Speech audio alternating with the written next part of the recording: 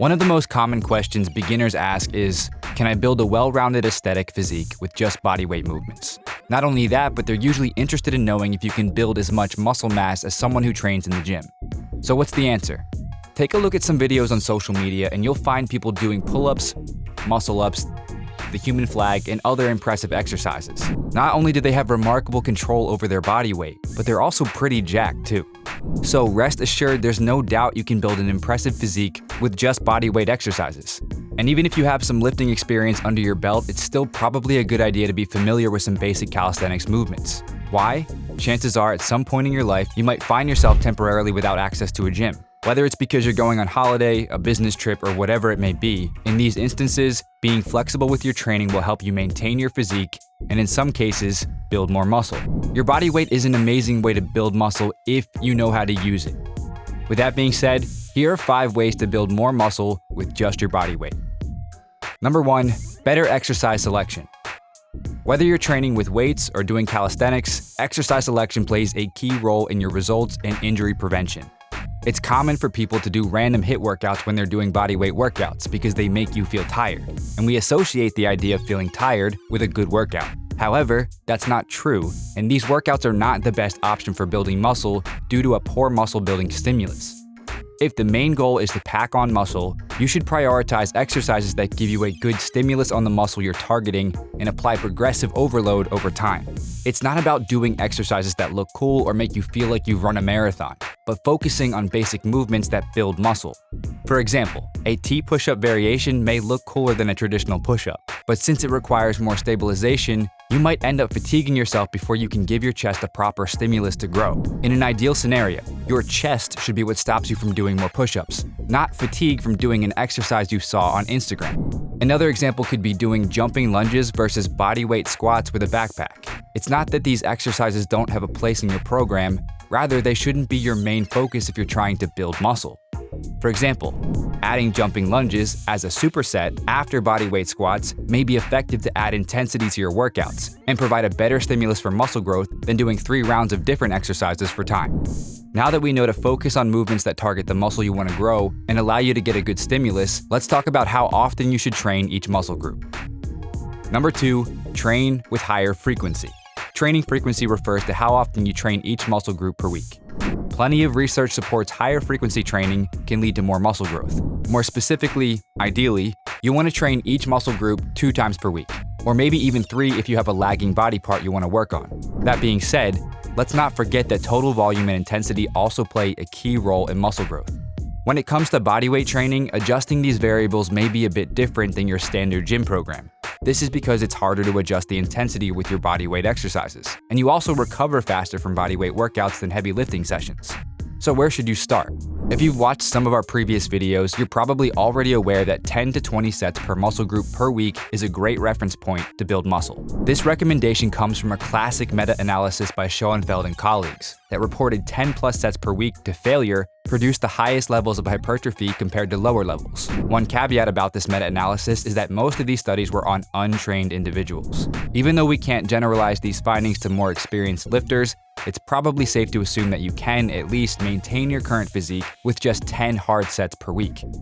With that out of the way, we also know that volume is one of the main drivers for muscle growth, and that you'll likely see better results from training each muscle group 2 to 3 times per week. And given that you can also recover faster from bodyweight sessions, it makes sense to take advantage of this and train with a higher frequency to increase your weekly volume. For example, instead of doing 10 sets of chest on a single day, you could do 5 sets of push-ups to failure 3 times per week and increase your training volume, which could be an effective way to drive muscle growth. Not only that, but doing fewer sets per session will result in less fatigue and improve the overall quality of each set, giving your muscles a better stimulus for muscle growth. Of course, you can organize your workouts according to your personal preference. Still, we think a full body routine is probably the best option to combine higher frequency training with higher volumes, and it can also help with fatigue management. So now the question is, how hard should you be training? Number 3, train to failure. By now you should have an idea of how many sets to aim for and what your training frequency should look like, but there's still one essential factor to cover, and that's training intensity. In other words, how hard should you be pushing each set? When it comes to the gym, you may have heard that training to failure all the time can be detrimental to your gains, as it generates a high amount of fatigue without resulting in greater gains. There is a lot of research suggesting that you can make very similar gains with less fatigue if you leave 1 to 3 reps in the tank instead of maxing out on every set. However, bodyweight workouts are a different story. For example, imagine doing a heavy bench press set for 5 to 10 reps versus doing a set of push-ups. If you did the bench press, you'd probably feel quite fatigued after the set, whereas if you did 5 to 10 push-ups, you'd probably feel like you didn't even warm up. This is because the bench press is a higher intensity exercise compared to push-ups. That seems rather obvious, but the real question is, can low-intensity exercises be just as effective as higher intensity to build muscle?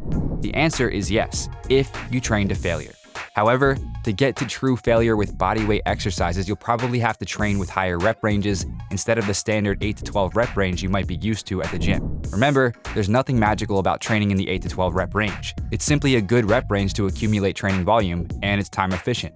To demonstrate this point, a 2015 study investigated the effects of low versus high load resistance training on muscle strength and hypertrophy.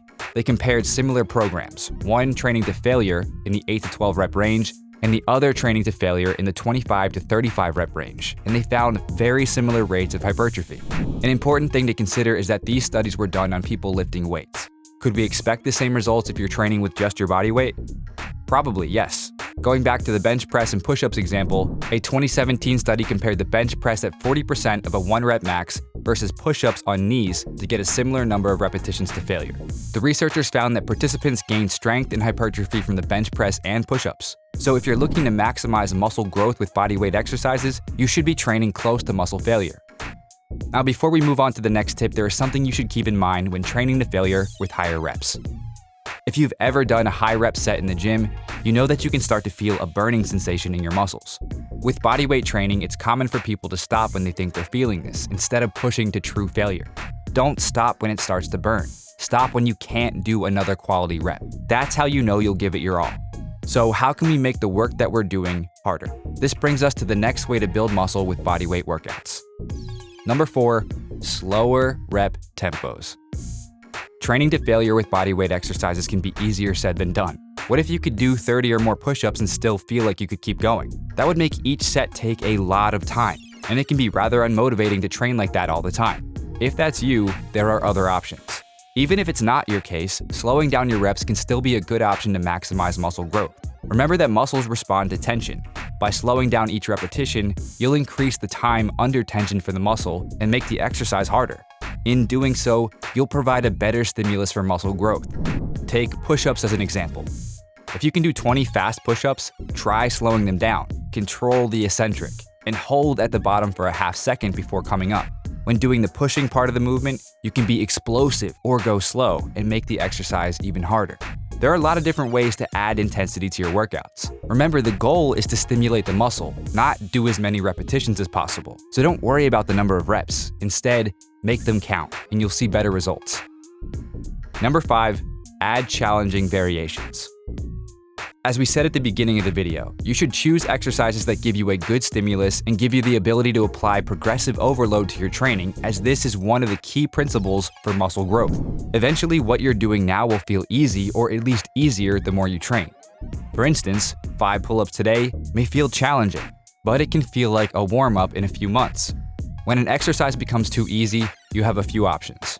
You can make it harder by adding more weight, you can do more repetitions, or you can choose a more challenging variation. For example, if you're doing bodyweight lunges and they're too easy, try replacing them with Bulgarian split squats, as they target the same muscle groups, yet are more challenging because they require more stabilization and have increased range of motion. And you can get creative too. For example, you can use a backpack to make bodyweight exercises challenging. You could also target your muscles from different angles. Instead of doing regular push-ups, try decline or incline push-ups. If pull-ups are too challenging for you right now, try inverted rows and build your back strength until you're strong enough to do pull-ups. No matter what you decide, keep training with adequate intensity and don't be afraid to try out different exercises, especially if what you're doing is feeling stale. All in all, there are many ways to keep challenging yourself and give your muscles a good stimulus with just your body weight. To wrap up this list, here are other ideas you could look into. Increase training density, which means doing the same amount of work in less time. For example, if it normally takes you 60 minutes to complete your workout, Try and complete it in 45 to 50 minutes while maintaining proper technique and not rushing your workout. Another way is to add more resistance with a vest, or add an isometric hold to each rep. Lastly, you can be more explosive with your movements, like clapping push-ups, or add supersets for the same muscle group so you can reach muscle failure faster, like doing a set of jumping lunges right after a set of squats with a backpack on your back. To finish the video strong, let's make a quick recap. 1. Focus on proper exercise selection.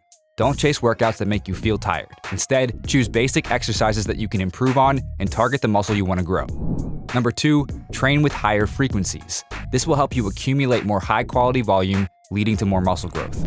Number 3, train to failure. Even if you're just using your body weight as resistance, you can build some real muscle if you're pushing yourself. Number 4, slow your repetitions. Create as much tension as possible and make each repetition count. This will increase the time under tension and provide the muscle with a better stimulus to grow. Number 5, add challenging variations.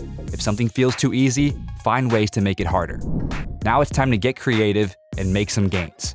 Did you find this video helpful? If so, click the like button below as it'll genuinely help out the channel. Also, if you're looking for an easy-to-follow, done-for-you bodyweight program you can do from the privacy of your own home with zero equipment, not even a pull-up bar, then you're in luck. Because we've recently partnered with Strong and Fit, a sister company of BJJ Fanatics, and created a revolutionary new bodyweight system guaranteed to add slabs of muscle to your frame in the next 90 days. And right now, you can grab a copy of this science-based bodyweight workout for 50% off. Just click the link in the description and enter the coupon code MONSTER50 at checkout. And if you haven't already, make sure you subscribe for more videos and don't forget to turn on post notifications so you don't miss the next one. Peace.